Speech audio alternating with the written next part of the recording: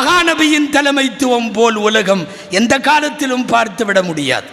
எம்பெருமானார் ஸல்லல்லாஹு அலைஹி சின்ன சின்ன குழந்தைகளோ ஏழைகளோ வறியவர்களோ அன்பளிப்பு கொடுத்தால் சந்தோஷமாக வாங்கி கொள்வதும் அவர்கள் திரும்ப அன்பளிப்பு கொடுப்பதும். அல்லாஹு அக்பர். சில பேரெல்லாம் லோ கிளாஸ் ஆள் சால்வை பொத்த வந்தால் அதை அவாய்டு பண்ணிட்டு வந்துடுவான் சில தலைவர்கள். ஆமாம், சால்வையை வச்சு என்ன பண்ண, கொண்டு போய் எங்கேயாவது போத்து 10 பைசாவுக்கு பிரயோஜனம் இல்லை.